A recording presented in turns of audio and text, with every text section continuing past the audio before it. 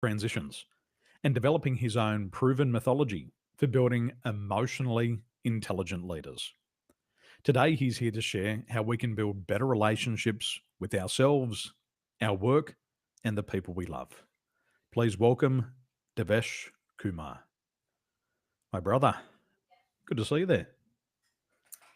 Mate, pleasure's all mine. It's not often that I get to see someone as good looking as me, so this is a nice change, mate. Great to see you too. Well, I do my best to keep up with you. I don't know, mate. Danny Problem is, I've Danger. gone grey. That's right, mate. That you're still the same Danny Danger I've always known, mate. Well, people probably don't know Daniel Danger, so we'll have to bring him up to speed on that one day. Mm, I'll yet to start begin. the fourth YouTube channel for that one. Well, you look well, mate. What's been happening?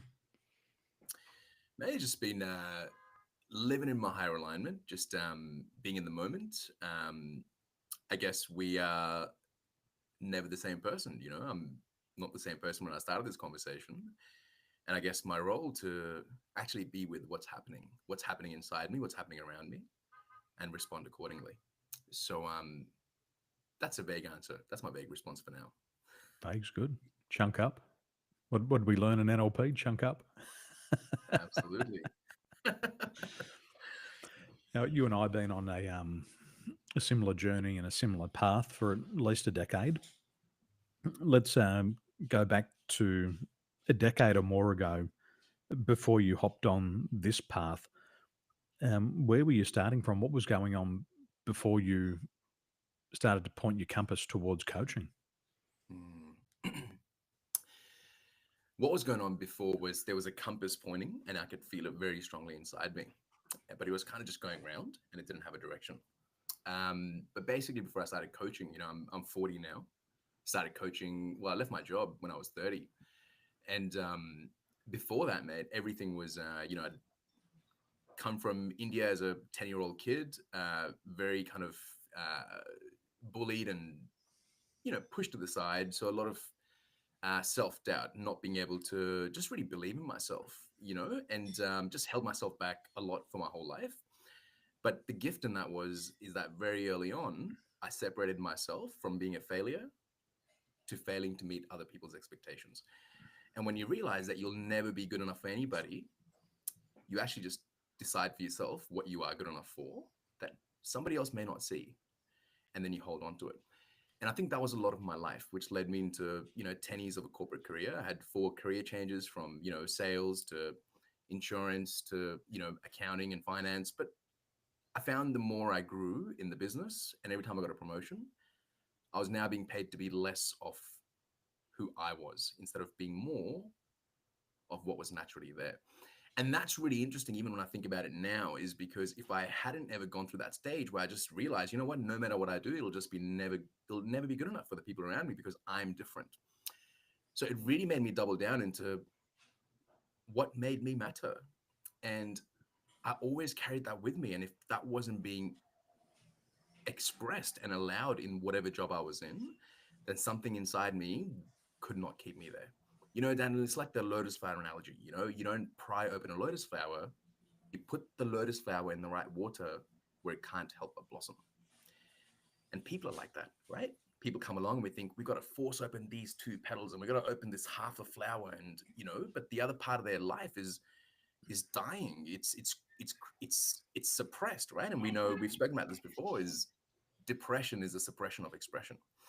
If you're not expressing what's inside you, then it becomes suppressed, and that suppression turns into depression. So you can't be half a lotus flower, right? You don't go out and see half a flower. It's not how life works. So I had to learn very early on to walk away from that which didn't allow me to fully expand. And that led me to coaching, and I had this big spiritual experience in probably the most unlikely of places when you think of spiritual experiences. That's a whole another story. But Give us the was, story. Don't hold back. Let us mm, in. so I know that these are just some words, but this was the most powerful moment of my life because there was life before this moment and there was life after this moment. How I looked at everything and what I understood. So what happened was, I was 29 at the time, and I was working in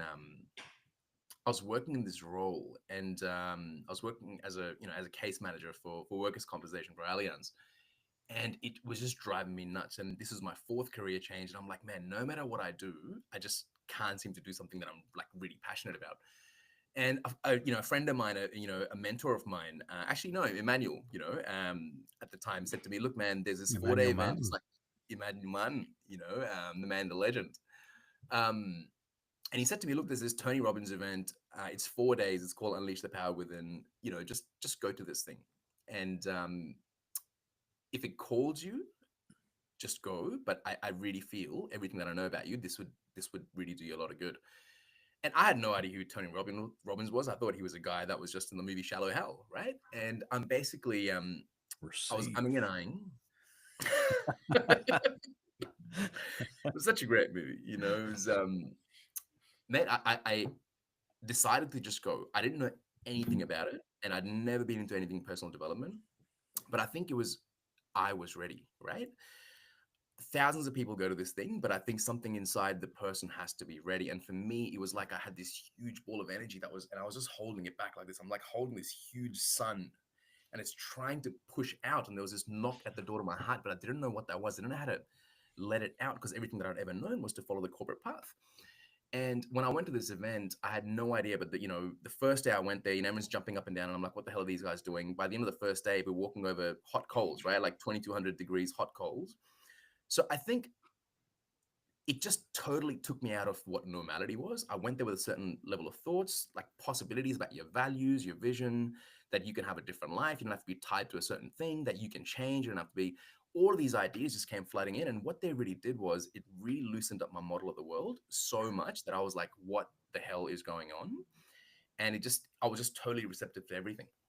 Now, a lot of people go to these and they don't quite have a spiritual experience, but something happened to me that was, I thought it happened to everybody, but what had happened was on the third day, they do this process where they turn all the lights off. When this huge arena. So just imagine there's like 5,000 people in front of you, like the lights are like pitch black, and you're like in this huge like indoor arena, right? And basically, he did his version of timeline therapy. And what he did was he got you to sit in a little ball and imagine that you are floating up above like a film strip. Now, basically, as you're on this film strip, you look down, you're in this floating bubble, and you are going above like a film strip, and you can see little panes, you can see little screenshots of moments and events. And he said, just go over them, and anything that you see that's a bit dark or discolored, just press a button and just see it get picked up and put to the side. And I think he only intended to do that for like one film reel. But when I did this thing, because there was so much in my life that I'm like, I'm just sick of this, right? Like, I really want to change, like, so much possibility. As I did this process, I didn't just see one little reel. I saw like rolls and rolls of reels. Right? Funny, I'm telling you, I'm getting goosebumps because I can remember it. And I'm seeing all these reels, and I'm pressing the button, and it's not just a little black spot. It's like I'm literally seeing Mount Everest. I'm seeing like a huge black tar pit, like this huge mountain, and I'm literally visualizing garbage trucks like reverse. I can hear the sounds in my, like do the garbage truck reverses, unloads all this black crap. And then he said, set it on fire, right? Then I just imagine setting this thing on fire. The whole thing exploded. The whole thing just exploded. And it's like this shockwave went through my body. And I had like stuff, like, my body was just like doing all sorts of stuff. I had like snot coming out my nose. I had like, the old release. And I got freaked out, right? Because I'm like, what the hell's going on? And I opened my eyes for a second. And mind you, I'm standing in a crowd. There's 5,000 people in front of me, and I can see the stage, and I can see like the ceiling. And when you open your eyes and you're looking at something really bright, and then you close it and you can see the silhouette of it inside your Mm. eyes. So what happened was, after this giant shockwave and this thing was happening, I opened my eyes and I closed it, like literally it was like a blink. But when I closed my eyes, I saw the clear picture of the imprint of what was in the room. And it's crazy. Right? He's a guy who spent 10 years in corporate that's always had this thing, but I was totally blown out of the water. What I basically saw was a whole room was shimmering. So I'm just imagining, I've got to close my eyes to explain this. But imagine in front of me, there's like heads of people, and outside their heads. There's like shimmering like lines coming out of everyone's head, reaching all the way up to the ceiling, and it's like a harp playing, right? I can see like a harp. It's like so many strings of harps, just like the whole room is full of like strings of harp reaching all the way up to the ceiling.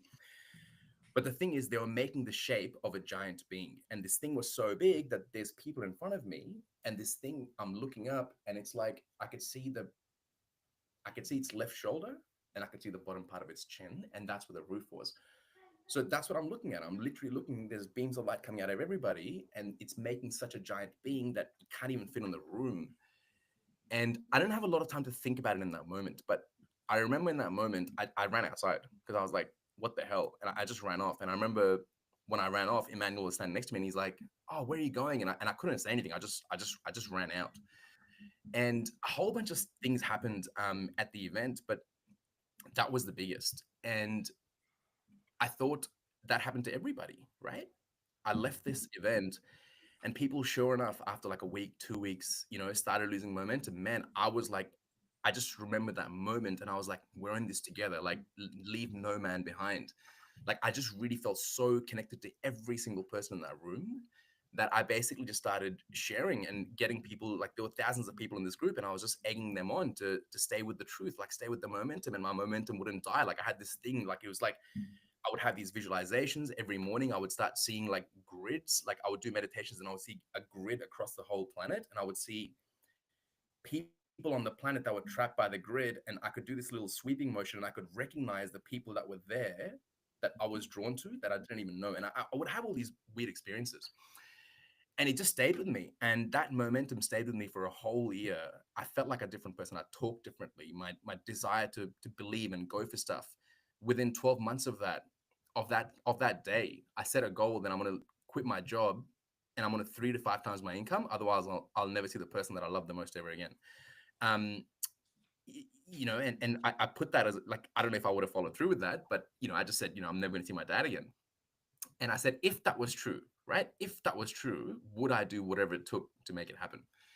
And the answer was yes. But the thing is, inside me wasn't a push, it was just a knowing. Like, how people say, oh, how did you do that? It must have been so difficult. Well, it's not difficult at the time. The difficult thing is the most obvious step. Mm. It doesn't feel difficult for the person in the moment. And I remember 12 months later, I had 1 month left to leaving my job and I didn't have a single paying client. And I'd done 5 different coaching qualifications. I was like writing stuff online. I was sharing online to thousands of people in this group. And before I knew it, those people became quote unquote my followers, right? Because they encouraged me that I had something to say. And because of that, I started sharing online. So I basically gave for free for 1 year online without asking for anything. And 12 months later, um, I left my job without having a single paying client. And the day I left my job, um, the day I walked out of the office, somebody called me and said, "Hey man, can you coach my sister? Here's $6,000." And it happened on the day I left my job. And I'd posted online that I'm now starting to coach. And within a month, I had a full book of clients, which is only about like 7 or 8 people at the time at capacity. But in that 1 month, I got exactly down to the dollar 4 times what I would have gotten my corporate job. So I was like, hang on, something's here. Not only like I knew this was going to happen. I'd visualized it happening. I'd visualized telling people this exact same story that I'm telling you, that I put this thing and 12 months later it happened. I'm like, there's something here. But the most important thing is that when I'm in tune with life, I'm doing the work that I came here to do. You know, life sent me here to do something unique for me, right? Not for the world, not to save anybody else, and to buy into that BS anymore, right? I'm just here to just work on myself, and whatever's meant to naturally happen happens, right? Now, if I'm called to do something and I listen to that, guess what? I become life's work because I'm doing the work that life sent me to do. And if I become life's work, then someone out there is looking down saying, oh, look, our boy's doing it again. Our boy's doing it again. Let's support him. Let's send him more synchronicities. Let's send him more magic so he doesn't doubt himself. He stays on the path because everybody benefits. Everybody benefits. When I'm on my path, everybody benefits. And I'm sure, it's from David Hawkins' Map of Consciousness Explained. In it, he has a section called the ABC of Success. Basically, there's 10 principles that if your business is in service of these 10 principles, then it's universally supported, right? The number one rule of that is that what is the intention behind your business? the intention behind whatever you do is the driving force, is the foundation that everything is built upon. And an example of this is if I look back at Gandhi versus the British Empire, what was Britain's intention? It was Britain above all, right? That was their intention. And you had a man that had peace and love for all, right? And a little man in a white cloth with non-violence was strong enough in his energetic foundation that it overrode the entire British Empire. This is the power of the intention of where we're coming from. And the reason why we have to take our time doing this work is we have to become in integrity with ourselves. In the beginning, my goal wasn't to be in integrity with myself. It was, if I don't do this, then I'll be a nobody. If I don't do this, then I'll be stuck in a 9 to 5 forever. If I don't do this, then people will think I'm XYZ. I hadn't learned to come from my truth. I had to go and do all the BS to realize what really matters for me. Why did I start doing this? And everything that I do now must be in service of the highest vibration for the greatest good of all. If it is not of benefit to everybody, if it's not of benefit to the giver and the receiver, then I might as well be pissing in the wind. Sorry to say that, but there's no point of me doing this. If I'm going to do this, it's going to be in a way that nourishes me. If I'm going to pour my life force, the most valuable thing I have to give, Daniel, is my life force. The thing that's flowing through me, the thing that is giving every single cell in my body life. In every single second, I am reborn again and again. Here I am, a reflection of the vibration that I'm holding inside. Every single cell in my body is reappearing trillions of times a second. I have to trust in that intelligence. Forget AI. I'm listening to AI, the always intelligence. It is always here, and it is always intelligent, and it is always available.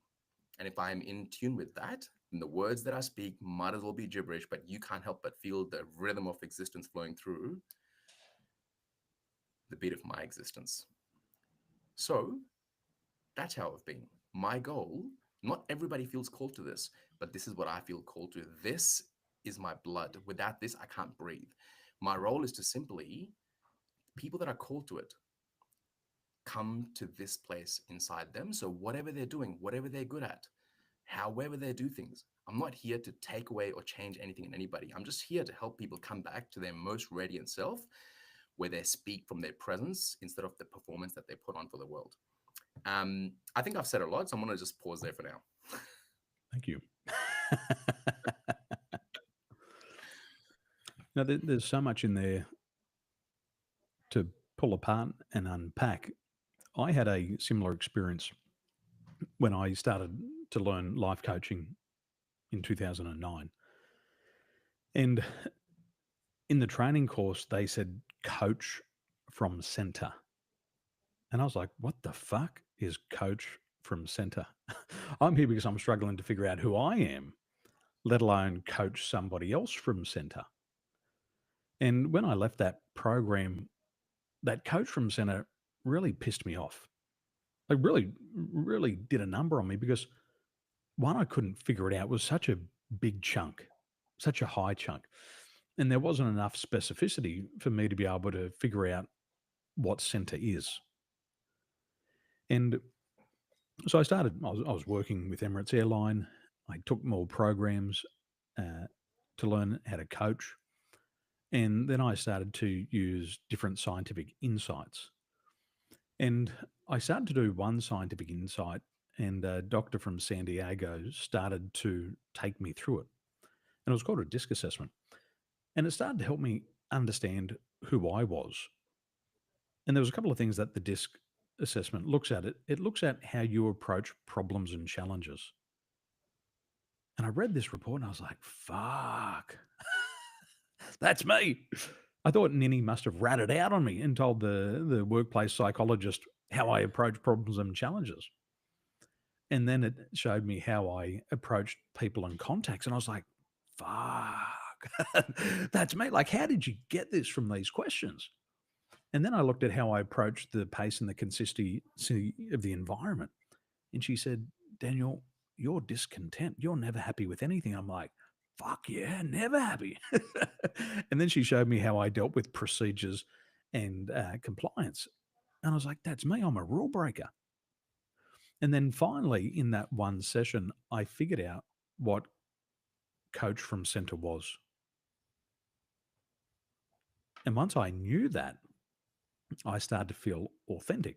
because that authentic part of me had been crushed societally. So if I Mm. rewind the tape, I was a competitive athlete. I was very good at swimming. I was good at sports. I was excellent at wakeboarding.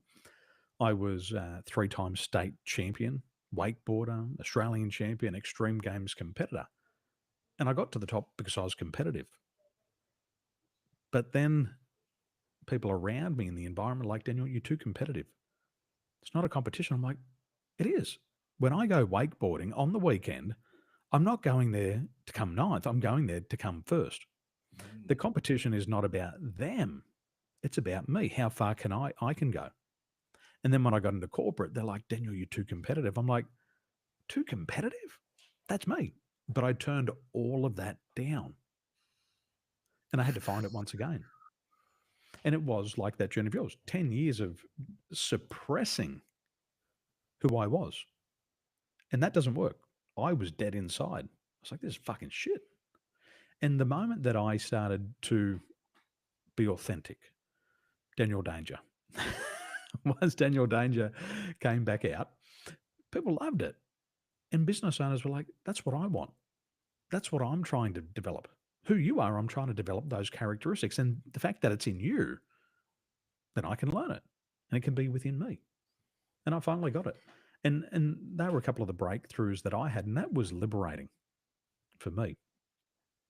But I also see the connection because in the tarot, there's a series of major secrets, and they're hidden inside 22 cards called the Major Arcana. And with that big ball of light behind you, this is representation of the sun. And the sun card is card 19. Mhm. And this child is reborn back into the world with the sun, the energy, the frequency on its back, lighting the path forward. And the child sits clothless on a white horse, signifying purity and power. But when you look closely, it's a child on a horse that's like 4 times its size.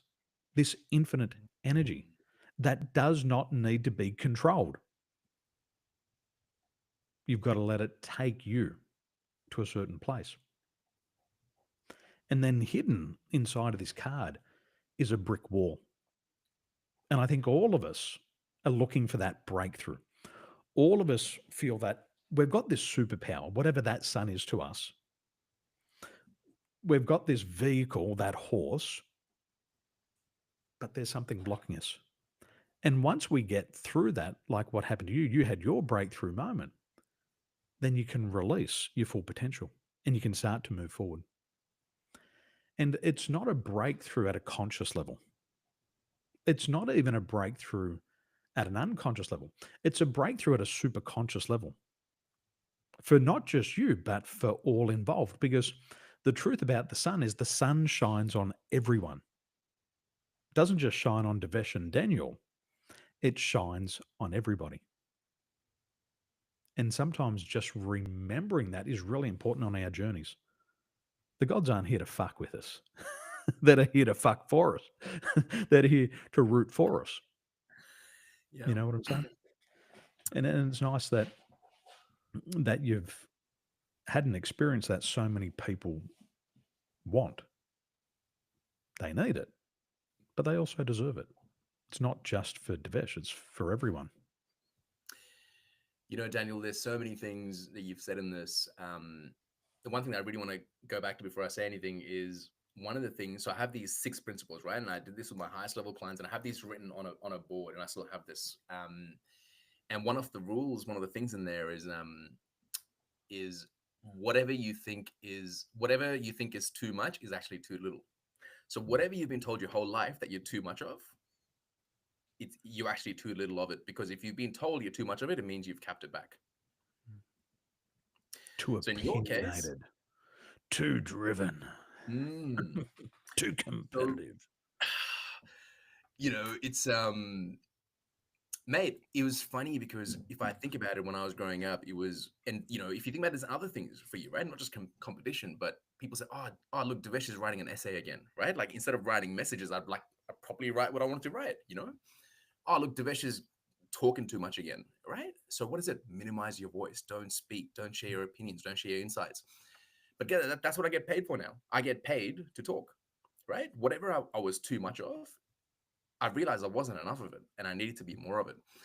But mate, what you said, it affects everybody. Here's the thing. Every single time we enter a relationship with anything, we are inviting that energy into our life. And, mate, COVID 2022, the thing that I was really called to was making a map of programming and conditioning and how people are manipulated and brainwashed. Like I literally have like a step-by-step thing for it. But if you think about it, like I'm just going to use an example of the Chris Rock and the Will Smith. So there's collective fields out there that we just dip into, right? Like the thing is, we're never fully conscious. Like it's true, right? No one is ever fully conscious. I'm always hypnotized, so I might as well hypnotize myself. So the things that I unconsciously act on and respond to, I kind of my conscious choosing to a certain extent instead of just being on repeat.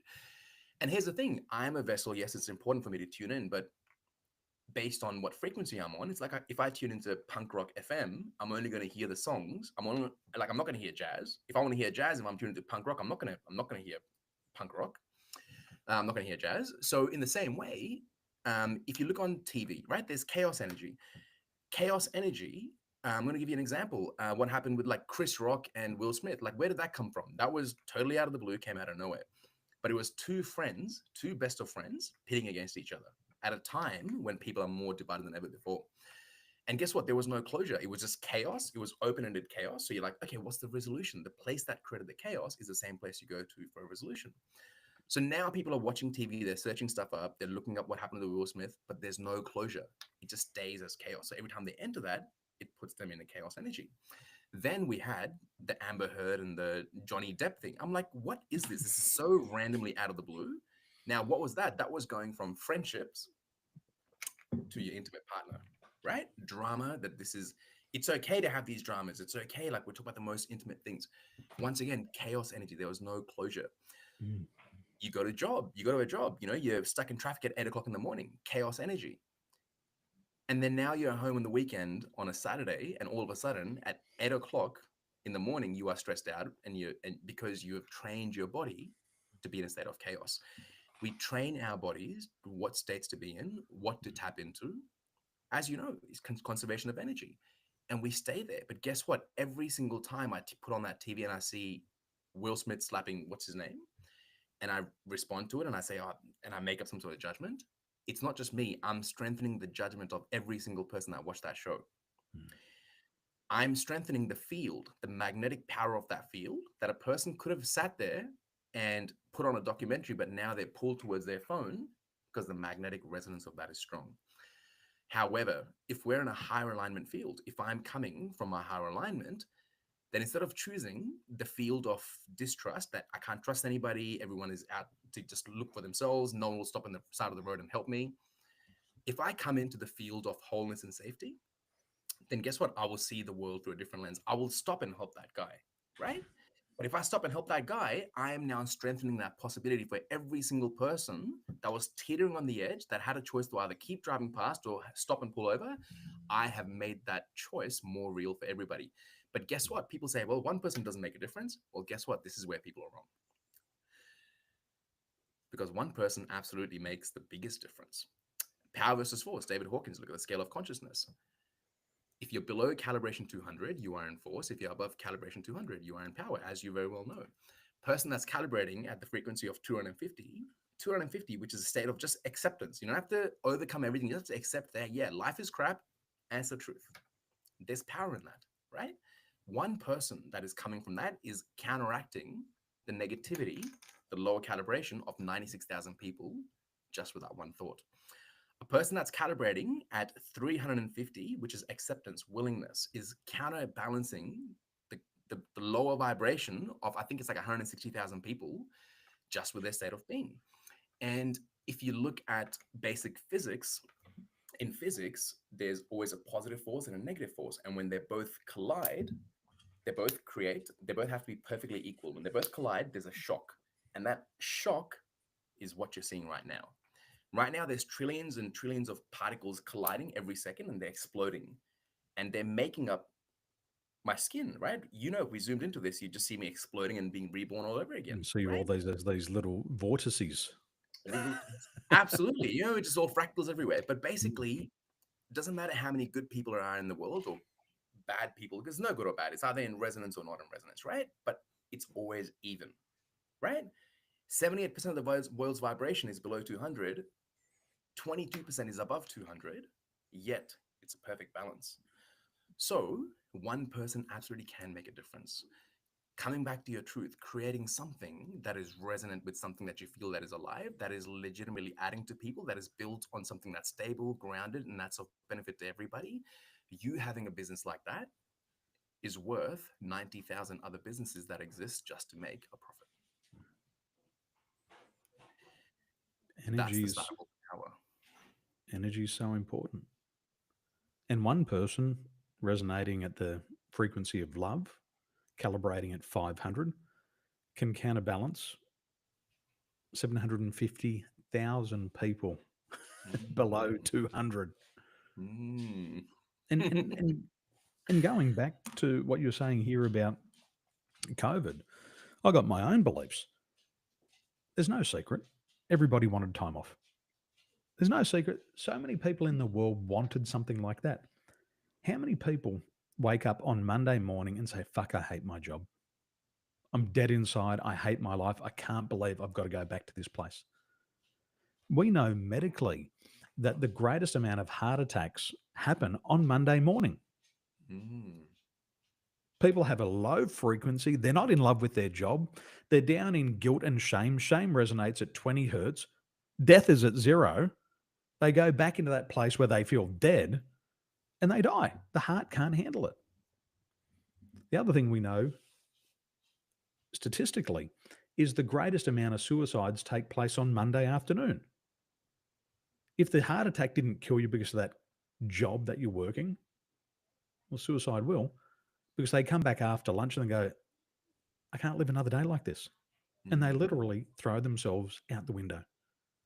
And you can look at all the heart data and the suicide data around the world, Mondays, worst day of the week. And they're not into alignment. People were begging for a way out and they got it in COVID. They asked for it, but the problem was once they got it, they weren't happy with it. It's Mm. nice to be at home for a week, a month, a year. Then they got bored. Then they didn't have enough of this, and they changed their thoughts on it. I loved it. I said to Nini, I said it was my prayers answered. I needed a rest. I didn't want to travel around the world all the time. I was constantly sick and tired from the travel. Sty in the eye, trying to drink scotch because I'm trying to sleep. I wanted time out. My prayer was answered. And I think a lot of other people, if we said, were our prayers answered, I think a lot of us got what we wanted, but we didn't know what to do with it. So can I just? I'm sorry, I didn't mean to interject. Actually, technically, I did. Otherwise, I wouldn't have done it. But it's for good reason. What you just said is very important. You said, so no, I noticed, Daniel, that for you is because um, it's because of what you valued, and you knew what to do with what you valued. Where Mhm. people don't. People are often just on the hamster wheel. If they don't choose for themselves, it is chosen for them. If you don't choose your morning ritual, your evening ritual, what to do for your lunch, when to eat, then it's chosen for you, Mm. right? So then the only thing they need is, wow, someone's been choosing so much for me that I'm just getting more and more drained, which is why as I get older and older, my life force drains out of me. I stack more crap on. I don't peel the layers off. And I'm just walking around every winter putting on an extra shirt, extra shirt, extra shirt. And I'm like, man, I'm wearing like 30 coats now. And I've just never taken them off. And then what happens is, yeah, they need a break from that. They need a break from all those coats. But when they're sitting at home, if they haven't created what they want, they can have all the time in the world. If they don't know what they value, if no one's taught them how to actually live by your values, not just by your needs, Mm. then we know this, right? When your needs aren't met, you will override your values, right? When your needs aren't met, you will override your values, right? And so simply, if people are just living by their needs, even if they had their values, they wouldn't know what to do with it, because then they would default back to what do I need to do, because I've never had this space for myself, which is why having this space is so important. So when you got it, this is such a great example. When someone that lives by their values gets space for their values, they flourish. But when someone that lives by their needs gets put into their values, they fall deeper back to their needs. It's almost what I'm hearing, because they don't know what to do with it. Well, I want to thank all the co-creators because in 2019, I was planning to move back to Australia to grow our business in 2020. But deep inside of me, all I wanted was to be able to work from home because the most important thing for me was to be there for Caesar and Nikita. I want to walk my children to school in the morning. I do not want to waste my life traveling to and from work. I want to bring my children home at night. I want to have dinner with them. Mm. They're my values, they're my beliefs, and I couldn't find a way to achieve it. But thanks to all the co-creators, they helped COVID happen. So Daniel didn't have to move back to Australia.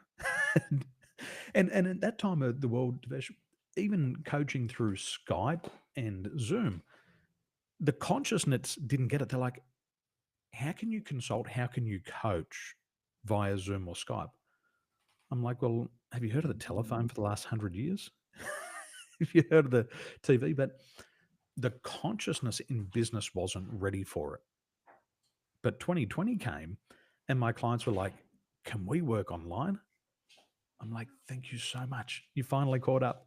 Yes, we can. And today, now that it's finished, they even say, Daniel, we'd prefer that you didn't come at all. Mhm. I'm like, well, that's perfectly fine with me. So Yeah.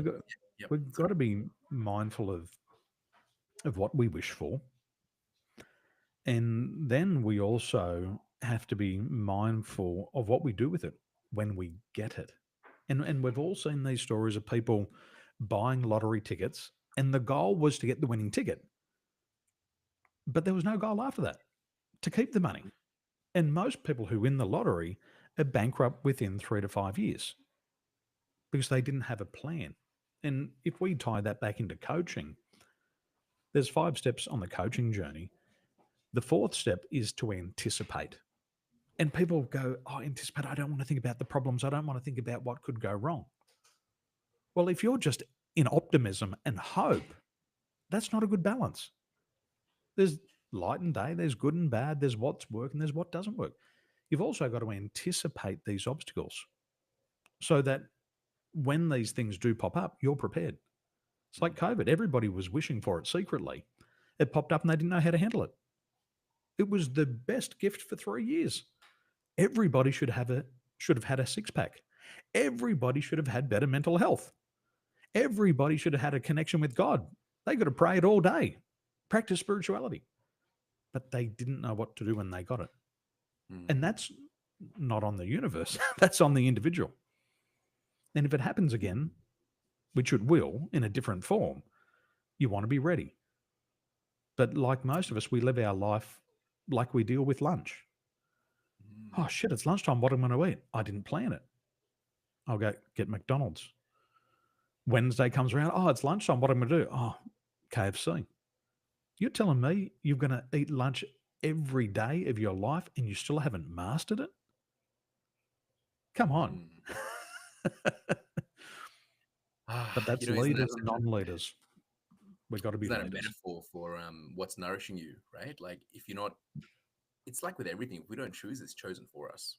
You know, even that choice to buy the KFC is not the person. And I think this is where, Daniel, it's so interesting because it is cliches, but the cliches are cliches for a reason. Is people say the hardest thing for a man to do is sit in a room with himself. I'm thinking, and I'm like, yeah, okay, that's a nice saying.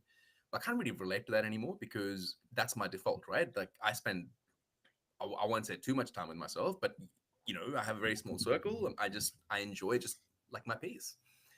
And the answers are always here. The answer's always here. And I know if I've disconnected from this, then I've lost the answer. But everything is designed to keep you on the hamster wheel, and no one's going to come along and say, hey, this is what works for you, this is what you're really good at, this is how, like you have to learn to listen to that for yourself. And I think this is where self-awareness is the greatest power. You know, one of my first mentors a very long time ago said to me, um, you know, the universe doesn't think twice about inflicting capital punishment, right? Universe doesn't think twice about inflicting capital punishment. So if it's out of resonance, it will come and it will knock you at the side of your head if you don't listen. Um, if you really say you want something, then you got to be prepared for everything that comes with it, because you're preparing yourself to change, and you have to learn how to listen. Too many people say this is what I want, but they don't get themselves to learn and see beyond eyes, you know, hear beyond your ears and see what's really going on. What I really appreciate about you, Daniel, is that just I think you've always been your own person, but what you've really done is you've really honored what you've been taught, and you've done it to a really high degree of getting it right, and really doing it well, and then finding your own rhythm beyond it. And I think that is something that everybody could learn from, whatever they're doing.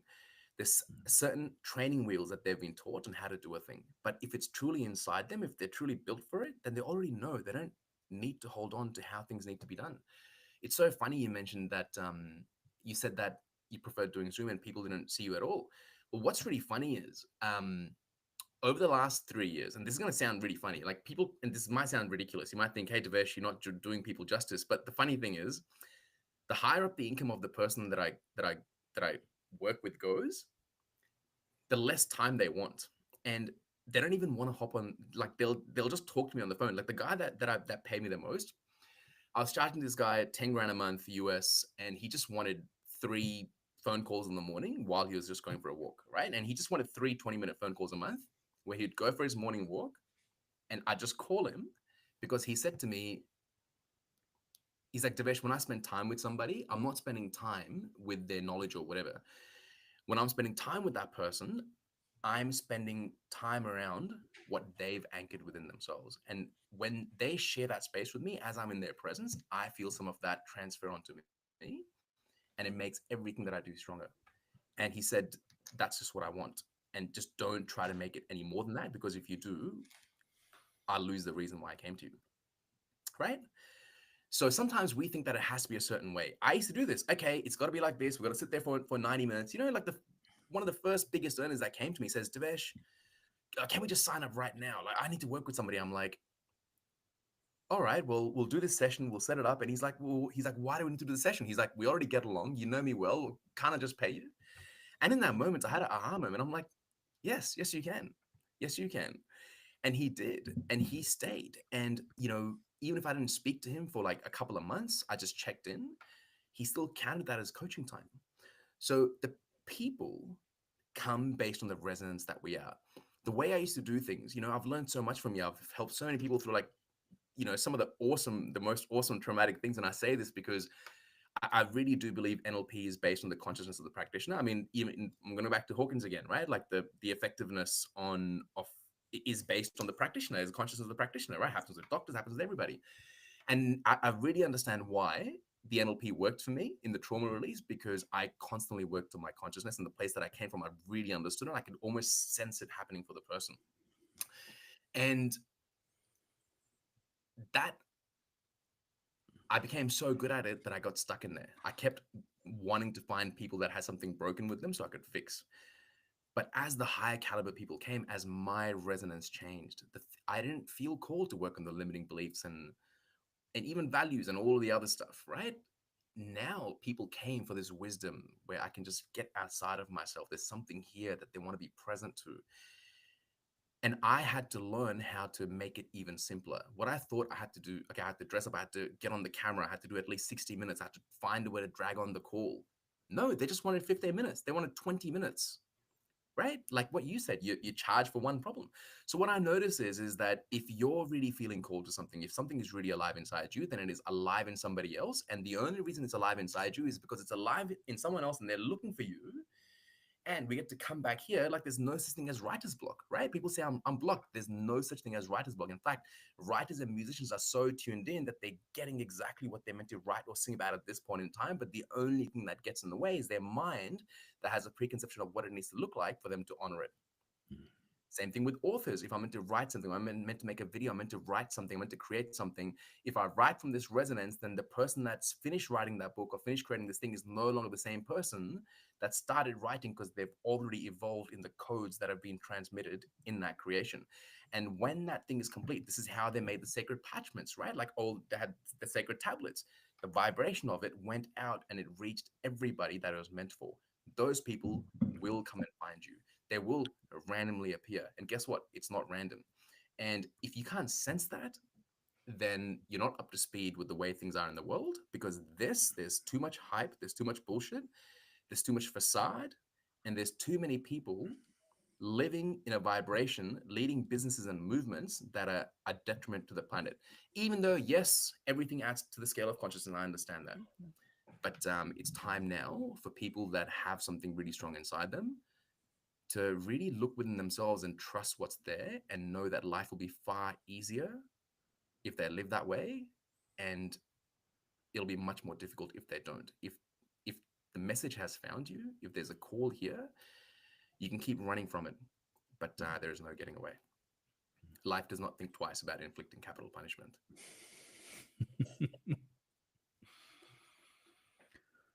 All of it makes sense, and it can be backed up by data. I like to say trust in science, and everything that you've said here, we can bring back to science. In the biology of belief, they say that all of us have receptor DNA, and we're receiving these messages from the outer world. And it's like a lot of men, coming back to limiting beliefs, a lot of men, they get a girlfriend for the first time, and now they're worried about her cheating. It's like what David Hawkins says. Do you think you're the first man on this planet who's ever thought that his girlfriend's cheating on me? No. You've just reached this new consciousness where you're in a relationship, and you're absorbing all the other thoughts of people that have ever existed who have been at that same place as you. It's not necessarily your limiting belief. Absolutely. It's not yours. It didn't come from within. You just picked it up because you're in this new environment, you got a girlfriend, and now you're thinking all the thoughts of every other man on the planet. Like, how do I get into her pants? How do I get a top off? Is she cheating on me? Every guy You're thought going to about. therapy for millions of people. You're going to therapy for millions of people and paying money for them to work on their shit that you're just tuning into. Yeah, you're picking up. And I think the major problem is we're so fucking vain. The vanity is the problem. I must be the only person in this world with this limiting belief. No, every man, every woman. And Yeah. and the problem is, and we don't understand it at the start of the journey, is emotions are contagious. Emotions are more contagious than COVID. And if you hang around people who live in shame, and that's a very powerful emotion, they will pull you down into shame.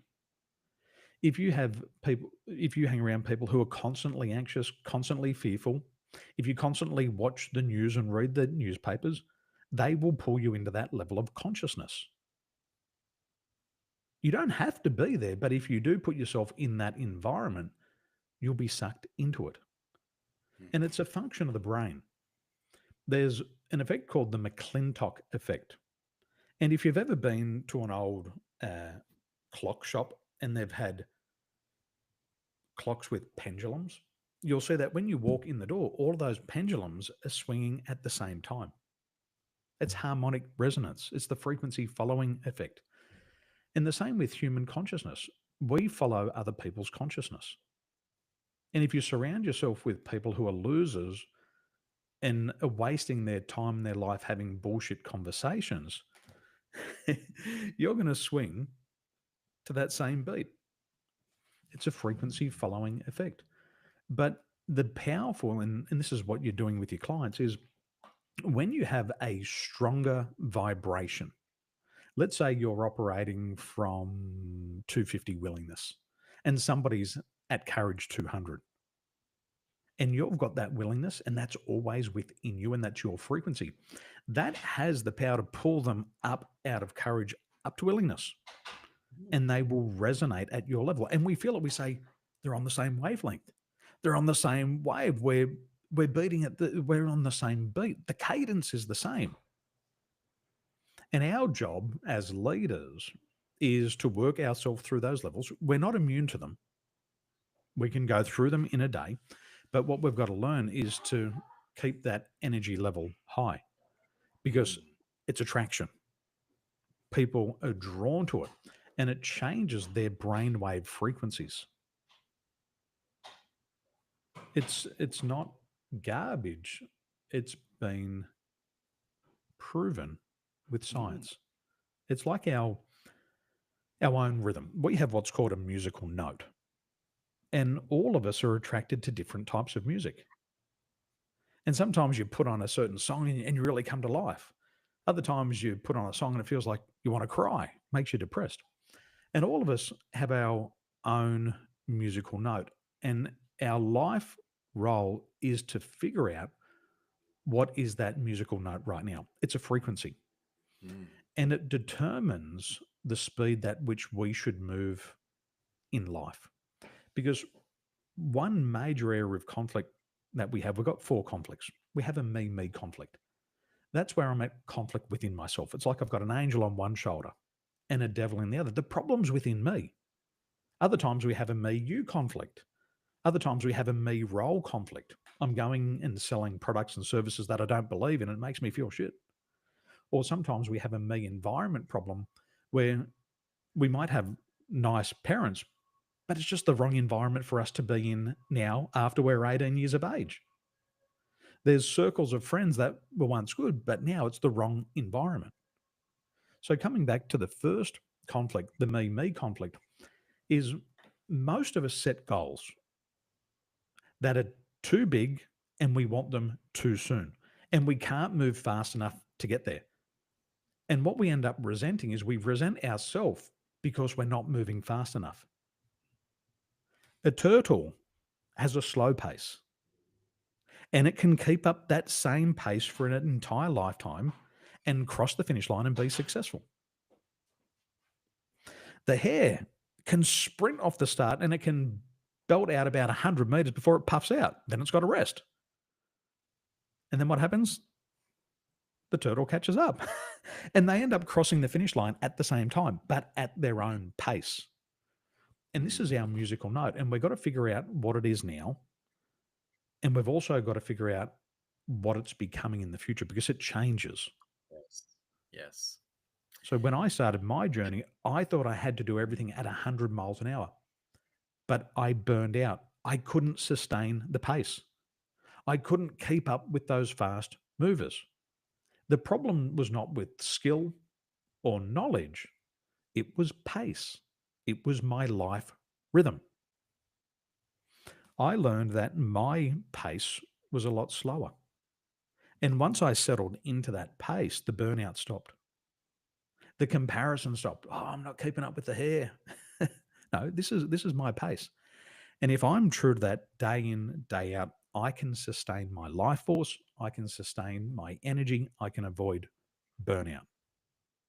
And there's another thing which was really fascinating when I learned about this technology of musical notes is some people, all of us have 2 musical notes. Some of us have the same note. And we might just be slow at everything that we can do. We're slow today and we're going to be slow in the future. Now, with our musical notes, there's 12 musical notes. But if we have a gap of 4 between our present musical note and our future musical note, that gap of 4 will cause us to be inconsistent. Now, inconsistent is not bad. Inconsistent is neutral. What inconsistent means is that you need a lot of variety in your life. You don't want routine. You don't want to do the same thing Monday, Tuesday, Wednesday, Thursday, Friday. That will kill you. So what you do is you have a look at your life rhythm. If you're consistent, align everything with consistency. If you're inconsistent, accept that you're going to change your mind every 30, 60, 90 days. Except that you're going to go all in on a networking event this month and then totally hate it for the next 12 months. You're going to go over here and do a webinar for the next month and that excites you. If that's your life rhythm and you need inconsistency, do that. But don't let anybody tell you that is an unsuccessful pattern. It's Mm. your behavior, it's unique to Yes. you. Some people start slow and finish fast, some people start fast and finish slow. We've got to figure out what that rhythm is. And that's why I'm the voice whisperer. My technology Mm. will tell you what your musical note is so you can come into alignment with it. And that's not just coaching from center, it's leading from center. If I'm a slow paced leader, I have to have that emotional intelligence. Because if I have a fast paced follower, I better start to adapt, but I better tell them that we're operating at a different frequency. Don't take it personally. I'm a slow motherfucker. Okay, you're fast. I know you're going to sprint in the morning. You're going to need a rest in the afternoon. Let's accept it. Hey man, That's center. I am I'm so grateful I got on this call. And actually, I think this is actually a point to bring up. This is the power of resonance, right? This is the power of resonance. And I haven't got the photo with me, but basically, I have one of these photos for my things, and it's basically, it's my logo, and it's basically there's two circles. There's the inner circle, and then there's the outer circle. And basically, my philosophy that I've always noticed is that when people are drawn together, when they're really being themselves, when you're like just really there, when you're yourself and you're just a real person and people can really see you for who you are. And if you are 100% of who you are and you make a connection with somebody, then that's the foundation of your connection. It's 100% resonance. Mm. And if you do anything with that person, then they will continue to over deliver every single time because 100% resonance was the starting point, right? Just showing yourself. We met all those years ago. I got a lot from you, and I remember there was a point where I had to go off and do my own thing because I remember at that time some of you was no, you got to do it this way, you can't do it this way, right? And I understood that, I understood the place you were coming from, but I had to explore something for myself. There was something that was just there, and but man, like the coaching that I've learned and the things that I've learned from you have been world class. I've tweaked them and I've made them my own, but I've always had your voice at the back of my head because fucking good coach, man. You are like the best NLP trainer. There's a lot of dog shit NLP trainings out there. In fact, I don't even ask people to do it because most of them are just crap, right? But mate, you really taught me properly, and you really had a high degree of integrity. And even when we haven't spoken, I've always thought of you. I've always thought of you, and how we connected this time was I was on Matchmaker FM and I was looking to do a podcast, and I got to looking for guests, and the first person I see is my boy Daniel. And in this call, mate, we're so much in resonance. We all, like, you call it your unique rhythm. For me, it's your unique energy signature, and it's what's alive for you right now. And at this point in time, we have to learn how to listen to it and see what really the orientation is of everything that we're doing. What's the orientation that your marketing is based from? The orientation of that you hired this guy from, right? If that was from an orientation of distrust and not trusting yourself or being afraid, and that's why you put this, then guess what? The moment you've grown out of distrust, that person is no longer valid in your business. Just like that with connections. If I connect with somebody because they were in pain, the moment that pain goes away, if the connection wasn't real, then the connection goes away too, right? So instead of just trying to go for the surface level stuff, I think the real work is coming back to what's your voice revealing about you. Like you said, the way I see that is it brings people back into integrity, and that's what we need now. We need leaders that are in their own integrity. And guess what? Everybody's a leader. You have to be aware of the orientation of why you're doing things. This thing that you're chasing, is it even your dream? Are you doing it because you feel like you'll be a nobody without it? What do you truly want? Don't play play to win. Don't play to not lose, right? You told me that a long time ago. And I think the orientation doesn't matter. You can have a business that looks great on the outside, but if the leader isn't coming from their inner truth, then it's not sustainable. It might be obtainable. You can obtain yourself to push and have what's not really yours and have it for a little while, but you cannot sustain what is not meant for you, what is not in harmonic resonance with you. And you know what I recently learned, Daniel, is so fascinating, is that so you know how you have this song that gets stuck in your head and you have this desire to listen to the song and you keep listening to it over and over again. Well, guess what? Your body picks up what you need. And if right now you need some emotional regulation, it's going to make you crave a sad song, and you're going to want to listen to it over and over and over. And all of a sudden you'll get sick of it and you won't want to listen to it anymore. It's because your body, all the cells in your body magnetize, and they were calling in this thing to make you listen to it. So sometimes you might be sitting there working and stressing out about a business meeting, and you want to hear careless whispers, right? Right? And you're like, I don't want to listen to careless whisper, but listen to that bloody song. Listen to yourself. No such thing as writer's block. It is always there. And here's the thing, there's a smaller portion, there's a smaller percentage of people. You know what? I've just realized, if you peddle garbage, if you sell bullshit, you will always have a mass abundance of people that are ready to buy it. And it's just purely, it's the numbers game, right? If you sell fried chicken, you're going to have millions more customers than if you're selling grilled organic chicken, right? It's just the truth.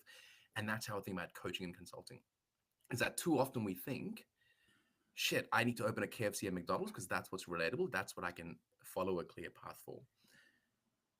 But it takes a lot of inner work to let go of that and come back to yourself and do it your way. And these are the leaders, I believe, that we need more of. Because if someone's, you know what, I always look at this. Where is this person's authority coming from? Is this person's authority coming from them constantly showing their performance? That I did this, I worked with this person and I made this much money and I did this. Or is it coming from the realness of their presence, where you come across this guy and you're like, whoa, there's something here, right? Where is the authority coming from? And guess what? Right now, more than ever before, that upper echelon of people, man, they're hungry for it. They're crying for it. And in fact, the world is looking for people that are ready to step up. So what you're doing now, the fact that we haven't spoken for a few years now, and I connected with you, and everything that you're saying is in such resonance. And I'm sitting here smiling with nothing but love for you, bro. Like, so much respect for you for just teaching me so much, so much respect for you being the type of people that I wish I saw more of in the world. And if this isn't, the power of resonance and things just coming to you at the right time, to anybody watching this, I don't know what else is. Well, even if they watch it 10 or 20 years from now, it'll still be vibrating. Mm. And one thing I've learned, Devesh, over time is same message, different master. Is we're exposed to a similar message so many times, but sometimes they just got to hear it from a different voice.